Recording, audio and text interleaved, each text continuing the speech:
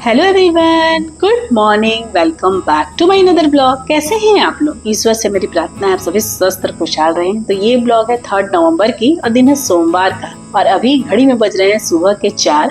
सुबह उठते के साथ ही मैं थोड़ी देर के लिए यहाँ बालकनी में आती हूँ, 5 से 6 मिनट में रुकती हूँ क्योंकि सुबह सुबह जो यहाँ सुकून मिलता है ना, जो चिड़ियों की चहचहाहट की आवाज जो सुनने मुझे मिलती है ना, वो मेरे दिल को बहुत अच्छा लगता है। शनिवार को मैं की थी तुलसी माता की पूजा क्योंकि उस दिन देवठनी एकादशी था और अगले दिन संडे था और संडे को ना हमारे में तुलसी माता को टच नहीं किया जाता है, इसीलिए पूरे दिन एज इट इज सब कुछ मैं वैसे ही छोड़ दी थी। आज मंडे है और मंडे को जब मैं नहा धोकर पूजा पाठ करूंगी ना, तो वहाँ पे जो भी चीजें हैं जो मुझे हटानी है, जैसे रंगोली वगैरह, दिया वगैरह, वो सब मैं हटाऊंगी। लेकिन संडे को पूरे दिन मैं वहाँ टच नहीं की थी, बस सैटरडे को पूजा करने के बाद प्रसाद वहां से हटा दी थी। तो चलिए अपने दिन की शुरुआत करते हैं, लेकिन उससे पहले आप लोग को दिखा देती हूँ टाइम के अभी कितने बज रहे हैं। सुबह के 4 बजे मैं उठी थी और थोड़ी देर बालकनी में रही और अभी देखिए घड़ी में बज रहा है 4:15। 4:15 भी पूरा नहीं हुआ था। तो चलिए टाइम मैं आप लोग को दिखा दी। अब चलती हूँ किचन में। यहाँ मैं 1 गिलास गुनगुना पानी अपने लिए करूंगी और इसे मैं थायराइड की मेडिसिन के साथ सिप सिप करके आराम से बैठ के पीती हूँ। उसके बाद मैं जाती हूँ वॉशरूम, चेंज वगैरह करती हूँ, फ्रेश होती हूँ और उसके बाद होता है मेरा वर्कआउट। आज के ब्लॉग में मैं अपने वर्कआउट वीडियो को नहीं शेयर की हूँ क्योंकि क्या होता है ना कि जब एक ही ब्लॉग में रेसिपीज, वर्कआउट सब कुछ शेयर कर दो तो वीडियो बहुत बड़ा हो जाता है। आज का वीडियो ऑलरेडी बहुत बड़ा था तो मैं वर्कआउट वीडियो नहीं डाली हूँ, लेकिन हाँ मैं अपने 40 से 45 मिनट का वर्कआउट की थी और अभी मैं बना रही हूँ अपने लिए मॉर्निंग ड्रिंक। और आज मैं बना रही हूँ टर्मरिक और जिंजर की टी, जिसमें मैं 1 ग्लास पानी था उसे मैं बैठा दी थी गैस पर। उसमें 1 चम्मच ग्रेट किया हुआ जिंजर मतलब अदरक और 1 चम्मच ग्रेट किया हुआ कच्ची हल्दी। जहाँ पे सब्जी मिलती है ना उस दुकान में कच्ची हल्दी मिलती है, तो वही है वो हल्दी। कच्ची हल्दी को मैं ग्रेट करके 1 चम्मच डाली हूँ और उसके बाद थोड़ी सी ½ टी स्पून से भी कम, पिंच से बोलूंगा तो 2 पिंच होगा, ब्लैक पेपर पाउडर जिसे हम लोग गोलकी भी बोलते हैं, कई लोग काली मिर्च भी बोलते हैं, तो ब्लैक पेपर पाउडर डाली थी और इसे थोड़ी देर के लिए उबलने के लिए छोड़ दी थी। जब ये अच्छे से उबल गया था ना तो गैस बंद करके इसे ढक दी।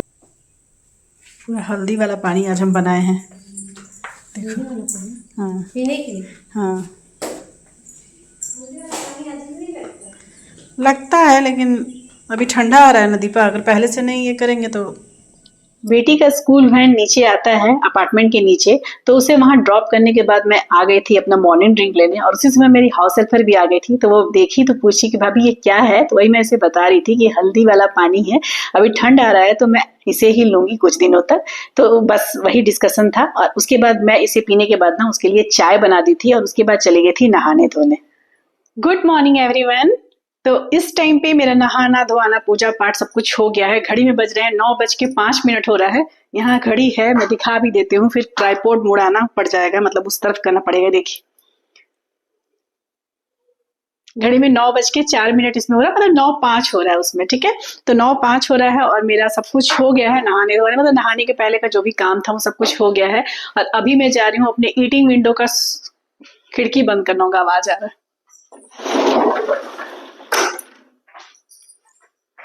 खिड़की ओपन रह गया था तो मुझे बंद करना पड़ा। तो अभी मैं जा रही हूँ अपने ईटिंग विंडो का शुरुआत करने। कुछ सोक्ड ड्राई फ्रूट्स मैं रात में ही भिंगो के रख देती हूँ, तो उसे मैं खाऊंगी और उसके बाद बनाऊंगी ब्रेकफास्ट। और आज मैं अपने ब्रेकफास्ट में बनाऊंगी वेजिटेबल पोहा, जो कि जिसकी रेसिपी मैं बहुत बार दिखाई भी हूँ और बहुत सिंपल सी है। तो रेसिपी फिर भी मैं थोड़ा बहुत दिखा दूंगी कि किस तरह से मैं बना रही हूँ, लेकिन हाँ उससे पहले मैं आप लोग से एक सोची कि किचन में जाने के पहले एक बार आप लोग से कुछ शेयर करना था। कुछ प्रोडक्ट मैं मंगवाई थी, आप लोग से मैं इस बारे में डिस्कस भी की थी कि मैं धीरे धीरे ना अल्युमिनियम के सारे बर्तन को, जो कुकर कढ़ाई वगैरह होते हैं, वैसे तो मेरे घर में अल्युमिनियम के कोई ज्यादा बर्तन थे नहीं पहले से भी, लेकिन हाँ कुकर था, कढ़ाई था, तो धीरे धीरे मैं उसे रिप्लेस करूंगी। तो कुकर तो मैंने रिप्लेस सब, जितने भी बड़े साइज के, छोटे साइज के, मीडियम साइज के, सारे कुकर को मैं रिप्लेस कर दी हूँ और अल्युमिनियम के बदले स्टील मंगवा ली हूँ। एक एक करके ही हुआ है, एक टाइम पे नहीं हुआ है। तो उसी तरह से जो मेरे पास अल्युमिनियम के कढ़ाई है ना, तो उसे भी मैं धीरे धीरे करके रिप्लेस करूंगी। तो आज मतलब आज नहीं, 1 वीक पहले मैं ऑर्डर की थी ये कढ़ाई, स्टील की कढ़ाई है। तो आज मैं अपनी पोहा इसी में बनाऊंगी। तो सोची कि बनाने के पहले आप लोग को दिखा दूं कि ये इंडस वैली का है। देख लीजिए, ये इंडस वैली कंपनी की ऑनलाइन मंगवाई हूँ अमेजन से। आप चाहें तो इसे मंगवा सकते हैं। इसकी क्वालिटी मुझे तो बहुत अच्छी लग रही है, बहुत हैवी है। ये जो स्टेनलेस स्टील की कढ़ाई है ना बहुत ज्यादा हैवी है, जलेगी। कई स्टील की कढ़ाई होती है ना जिसकी जो तली होती है वो बहुत पतली होती है तो जलने का डर होता है, लेकिन ये जलेगा नहीं, बहुत ही मोटा है और इसे इंडक्शन में भी यूज कर सकते हैं। ये जो सरफेस है ना प्लेन है तो इसे इंडक्शन में भी यूज कर सकते हैं, तो ये इसका एक बेनिफिट है, दोनों यूज में आएगा। और देखिए ये मैं 4 लोगों के हिसाब से मंगवाई हूँ, हालांकि इससे एक छोटा भी मुझे मंगवाना है, मंगवा लूंगी 2-3 मंथ के बाद, लेकिन ये फिलहाल ना ये 3.5 लीटर का है।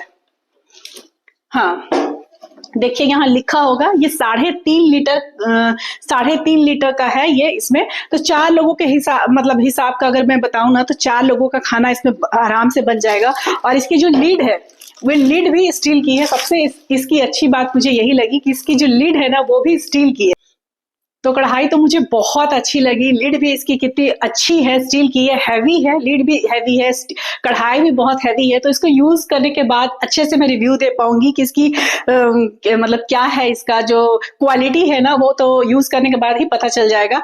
और क्योंकि मैं रेगुलर किचन में अब इसी से बनाऊंगी, हालांकि मैं एल्युमिनियम की जो मेरी कढ़ाई है जो मैं पहले से यूज करते आ रही हूँ वो मैं मतलब उसे डिस्कार्ड नहीं करूंगी, उसे भी रखूंगी। कई ऐसी चीज होती है ना जैसे घी वगैरह निकालने का होता है ना तो उसमें मोटा तली चाहिए, हालांकि इसकी तली तो बहुत मोटी है, लेकिन फिर भी मैं उन सब चीजों के लिए घी निकालना या फिर कुछ और भी चीज होते हैं ना जिसके लिए स्टील की कढ़ाई मतलब मुझे लगता है कि नहीं यूज करना चाहिए क्योंकि खराब हो जाएगा। तो इसी वजह से ना मैं उसे भी रखूंगी, लेकिन हाँ डेली की जो सब्जी तो मैं कुकर में ही बनाती हूँ, इसीलिए मैं कुकर भी रिप्लेस करके अल्युमिनियम से स्टील का कर ली हूँ। और जैसे भुंजिया वगैरह या फिर हम लोग चोखा जिसको भरता भी बहुत लोग बोलते हैं तो वो सब फ्राई करने में या फिर पोहा बनाने में, उपमा बनाने में मैं अल्युमिनियम की कढ़ाई यूज करती थी। तो उसके बदले ये कढ़ाई मुझे अच्छी भी लगी, हेल्थ की दृष्टि से भी सही है और लुक भी इसका सही है, बहुत अच्छा है, क्वालिटी बहुत अच्छा है। तो चलते हैं किचन में पोहा बनाने, लेकिन उससे पहले मैं अपने ईटिंग विंडो की शुरुआत कर लेती हूँ। कुछ भीगे हुए सोक्स ड्राई फ्रूट्स खा लेती हूँ। और पोहा बन रहा है 2 लोगों के लिए, मेरे लिए और मेरे हस्बैंड जी के लिए, तो इसीलिए तो चलिए बनाते हैं। इससे पोहा बनाते हैं। पहले से थोड़ा सा धो लूंगी, पहली बार मैं यूज करने जा रही थी ना तो मैं सोची चलो आप लोग से भी शेयर कर दूं बनाने के पहले, क्योंकि बनाऊंगी तो कई लोग पूछेंगे तो मैं सोची चलो इसके बारे में बता दूं। और ये ऑनलाइन है और इंडस वैली कंपनी की है और इसकी क्वालिटी बहुत अच्छी है। जिसको इसका रिव्यू यूज करने के बाद चाहिए तो मैं 2-3 बार यूज करके धोकर अच्छे से और आपको इसका रिव्यू दे दूंगी, ब्लॉग में ही बता दूंगी। लेकिन फिलहाल मुझे इसे देखने से, इसे मतलब इसके जो होता है ना वेट, ये सब चीजों से, प्लस इसमें इंडक्शन की भी है, जैसे बताई इंडक्शन में भी इसको यूज करते हैं, तो ओवरऑल मुझे बहुत अच्छा लगा। अगर प्राइस की बात करूं तो ये मुझे करीब 2000 के करीब पड़ा है। एग्जैक्ट दाम मुझे याद नहीं है, मैं आप लोग को लिंक दे दूंगी जिन्हें भी चाहिए होगा। मतलब हाँ 2000 2100 यही रेंज में पड़ा है और अच्छा है प्राइस के हिसाब से। तो मुझे इसकी क्वालिटी भी अच्छी लगी क्योंकि बड़े साइज का है, इसमें 3 साइज आता है। तो मैं ना मीडियम साइज वाला मंगवाई हूँ, इससे भी बड़ा एक साइज था और इससे छोटा भी साइज है, तो इससे छोटा मंगवाऊंगी, लेकिन अभी फिलहाल मैं मीडियम साइज वाला ही मंगवा ली हूँ। तो चलती हूँ किचन में और आप लोग को इसमें पोहा बना के दिखाती हूँ। ऐसे हम लोग में बोला जाता है ना कि कोई भी चीज नए चीज की शुरुआत की जाती है तो मीठा बनाया जाता है कुछ भी, तो मीठा में फिर क्या बनाऊं, ऐसे तो अभी मेरी डाइट ही खराब हो जाएगी थोड़े थोड़े करते करते। तो लेकिन ठीक है, कुछ गुड़ जैसी चीजें मैं इसमें मतलब ऐसे सटा दूंगी और उसके बाद इसमें पोहा बनाऊंगी और आप लोग को दिखाऊंगी। तो ये है कुछ भीगे हुए ड्राई फ्रूट्स और सीड्स सोक किए हुए। टाइम में दिखा देती हूँ कितना बज रहा है, 9:15 हो रहे हैं। और ड्राई फ्रूट्स और सीड्स में क्या है, पंपकिन सीड्स, सनफ्लावर सीड्स, थोड़े से ब्लैक किशमिश है, एक अंजीर है, एक अखरोट है और 4 बादाम। तो इससे मैं करूंगी आज अपनी ईटिंग विंडो की शुरुआत और उसके बाद चलेंगे हम किचन में पोहा बनाने के लिए। मेरे पिछले ब्लॉग में परवीन जी का कमेंट आया था कि आप अपने वेट लॉस रिलेटेड जो भी रेसिपी बनाएंगी उसे प्लीज शेयर कीजिएगा, और वो इतने प्यार से और इतना हम्बल रिक्वेस्ट करके बोली ना, तो मैं सोची कि चलो आज के जो ब्लॉग है ना वो रेसिपी रिलेटेड ही बना देती हूँ। हालांकि कुछ नया रेसिपी नहीं है, बस नॉर्मल ही है जो मैं अक्सर अपने ब्लॉग में शेयर की हूँ, लेकिन उन्होंने इतना प्यार से बोला है तो आज का ब्लॉग में मैं जो भी बनाऊंगी ना उन सभी की रेसिपी एक बार फिर से शेयर कर दूंगी। तो जैसा कि मैं आप लोग को बताई कि आज मैं बना रही हूँ वेजिटेबल पोहा, तो जिसके लिए मैं सब्जी जो भी था घर पे, गाजर, शिमला मिर्च, प्याज, जनरली मैं पोहा में यही सब डालती हूँ। कोई लोग बीन्स वगैरह, मटर वगैरह भी डालते हैं, तो मटर तो अभी हमारे यहाँ सीजन में मिल नहीं रहा है, लेकिन हाँ ये जो चीज है ना बेसिक चीज है मैं पोहा में डालती हूँ। यही वो कढ़ाई है जो अल्युमिनियम की, जो मैं आप लोग को थोड़ी देर पहले बताई थी कि हमारे पास अल्युमिनियम कढ़ाई है। तो सेम साइज में देखिए, मैं दिखाने के लिए आप लोग को सामने कर दी कि सेम साइज में मैं स्टील वाली ही कढ़ाई ली हूँ। तो सारी सब्जियों को मैं काट कर रख ली थी। इस बीच में अपने हस्बैंड जी को चाय भी बना के दे दी थी और वो चले गए थे नहाने, क्योंकि वो वॉक करके आते हैं ना तो फिर से एक बार चाय पीते हैं। तो चाय वगैरह वो पी के चले गए थे नहाने के लिए, और उसके बाद वो नहा कर आएंगे ना तो ब्रेकफास्ट करेंगे। तो यहाँ पे 2 लोगों के लिए ब्रेकफास्ट बन रहा है, मेरे लिए और मेरे हस्बैंड जी के लिए, जिसमें मैं पोहा बना रही हूँ। तो कढ़ाई में डाली हूँ थोड़ा सा तेल, काला सरसों, और उसके बाद डाली थी करी पत्ता। और ये करी पत्ता ना मेरे घर का है, मैं अपनी बालकनी में छोटा सा पेड़ लगाई हूँ करी पत्ता का। पेड़ नहीं बोलेंगे, पौधा ही बोलेंगे, क्योंकि बहुत छोटा सा है। तो उसमें अच्छे पत्ते आ गए हैं और बहुत सुगंधित है। तो मैं सोची कि चलो पत्ते आ गए हैं तो उन्हें यूज कर लूँ। और एक एक करके सारी सब्जियों को मैं डाली हूँ। पहले प्याज डाली हूँ, फिर भुनी हूँ, फिर थोड़ा सा गाजर डाली हूँ, उसको भुनी हूँ, और उसके बाद लास्ट में कैप्सिकम।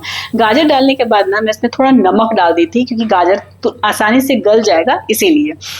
बहुत सिंपल सी रेसिपी है, लेकिन जब कोई इतना प्यार से बोलता है ना तो फिर मैं इनकार नहीं कर सकती हूँ, क्योंकि मैं बताई हूँ ना, मेरे लिए मेरे हर एक व्यूवर्स का कमेंट जो है ना, उनकी जो बातें हैं वो बहुत ज़्यादा वैल्यूएबल है। तो अच्छा, यहाँ पोहा पे ना मैं पीनट्स भी डाली हूँ, क्योंकि पीनट्स मुझे पर्सनली बहुत पसंद है।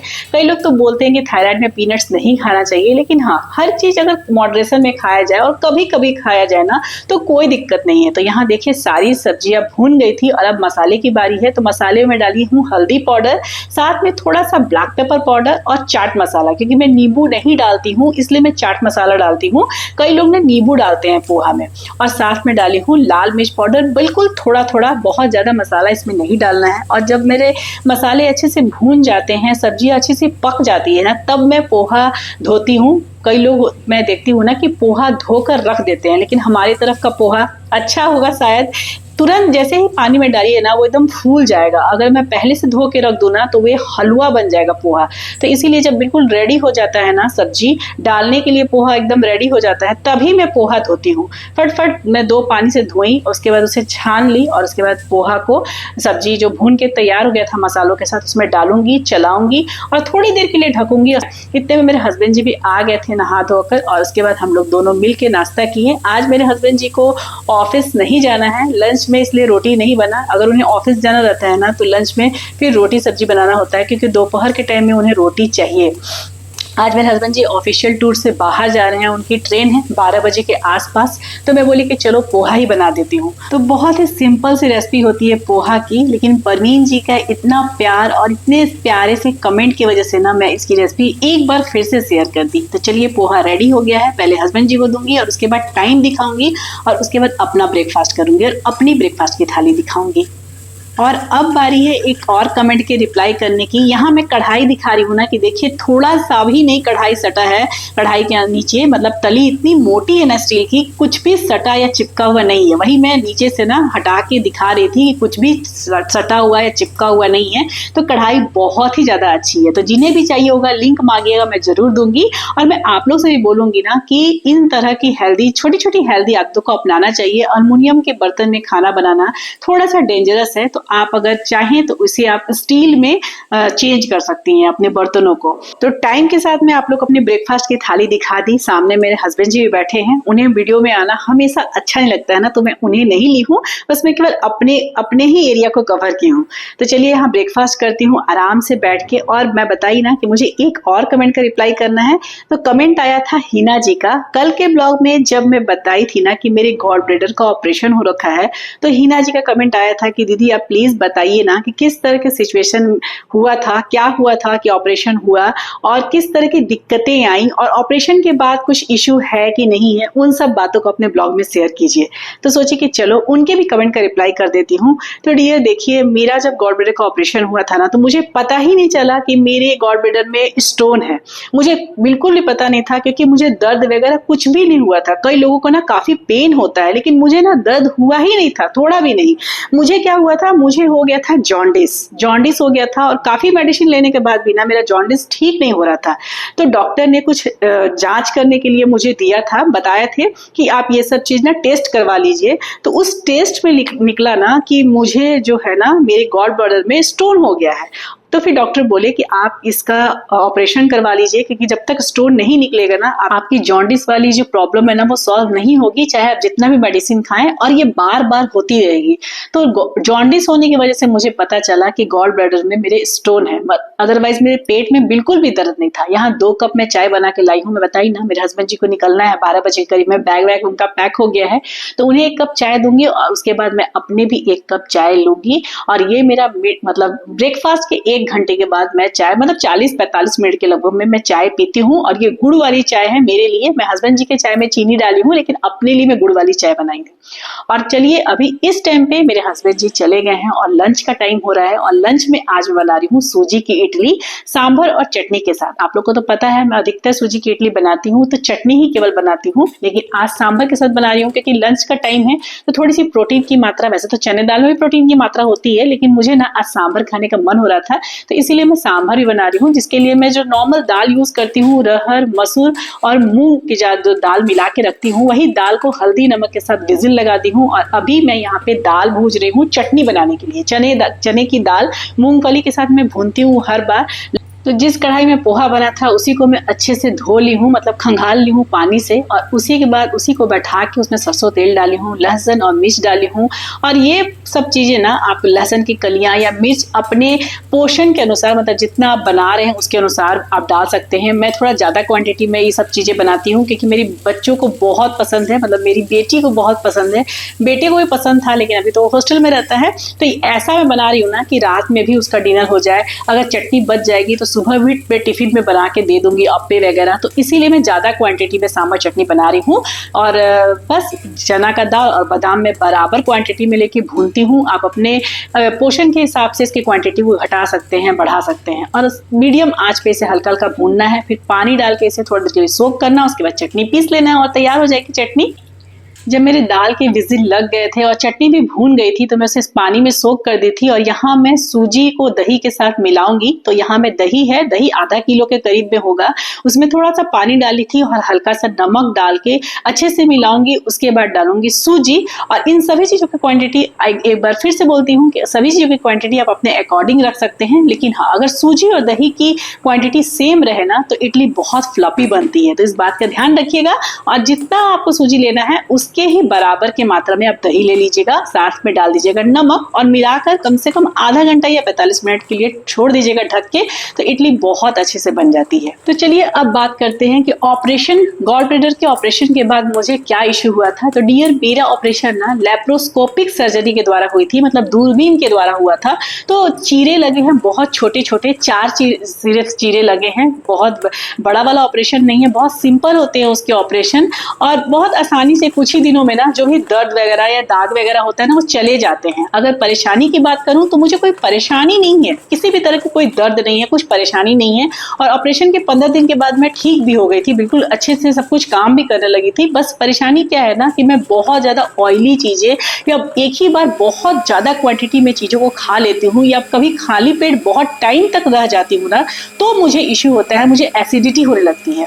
तो इसी वजह से मैं उस सब चीजों का ध्यान देती हूँ। अगर मैं कभी तला भुना बनाती हूँ ना तो उसकी क्वांटिटी पर ध्यान देती हूँ। और साथ में ये भी ध्यान देती हूँ ना कि अगर मुझे मान लीजिए 5 या 6 पकौड़े खाना है तो मैं सोचती हूँ कि एक बार मैं 2 खाऊं और फिर दूसरी बार 2 खाऊं और फिर 1 घंटे के बाद फिर 2 खाऊं, ऐसे में ध्यान रखती हूँ। अगर एक साथ मैं पकौड़े को 8-9 पकौड़े अगर खा ली ना तो मुझे बहुत परेशानी हो जाती है।